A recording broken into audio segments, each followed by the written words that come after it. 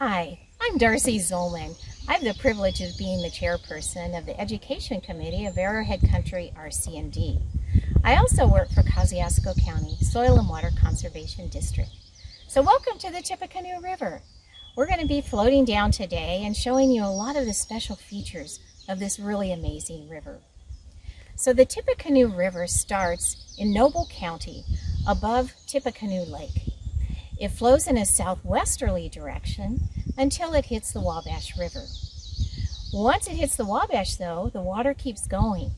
So the water in the Wabash flows into the Ohio River.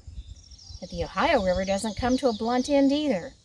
The Ohio River flows into the Mississippi, and then the Mississippi goes into the Gulf of Mexico. So what does that mean?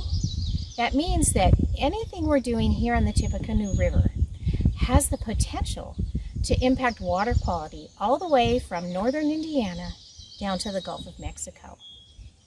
So as we float down the Tippecanoe River today, you may notice that it meanders a lot, and it is a really wiggly river. It is 225 miles long, but it only covers 70 land miles. So that gives you an idea of how much wiggle or meandering it has. Now, meandering is a good thing for a stream.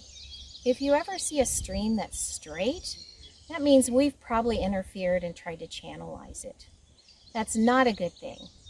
When we have a river that meanders, it helps create a lot of different microhabitats in the river. Shallow water, deep water, fast water, slow water. So that's good for things living in the water. That meandering also helps disperse the energy of the water, so that it doesn't cut the banks as badly as if it were a straight shot. There's also some value to flood control by having a meandering river.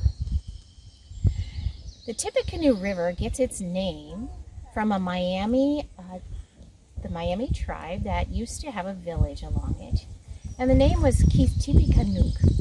That means place of the buffalo fish. So at that time, we can assume that there were a lot of buffalo fish in the river here.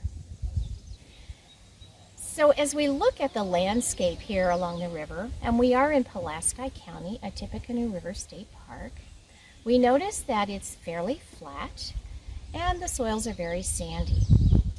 So there are several reasons for that, but mainly it is due to the glaciers. Northern Indiana has had several glacial periods, but the most recent one was the Wisconsin Glacier, about 12 to 15,000 years ago. And it really created the landscape that we see today and helped to carve out the channel that we now know as the Tippecanoe River. We used to have a whole bunch of ash here along the river as well, but we had the emerald ash borer move through about a decade ago now and kill most of our adult ash trees. So the silver maple and the sycamore have filled the void created by the death of the ash. Being on a river that meanders as much has a lot of benefits. One of the big benefits is all the curves slow the water down. The water has a lot of kinetic energy as it moves downstream, and when it hits a curve, it has to use a lot of that energy to get around the curve. This curve on our right over here is being eaten away by the river. It's on the outside edge of the curve. So the river is using a lot of energy to eat that bank away and cause all that erosion. So the water is moving much faster on the outside of this curve. On the inside curve on our left side here, the water is moving much more slowly, and the water is depositing soil and sediment over there. So while we're losing bank on our right side of the stream, left side we're actually depositing. So the river is moving back and forth.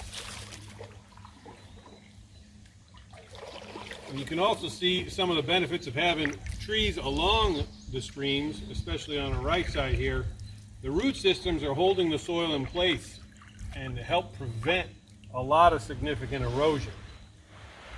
Even these dead trees in the water that we're seeing are armoring the bank and preventing severe erosion from happening in some cases.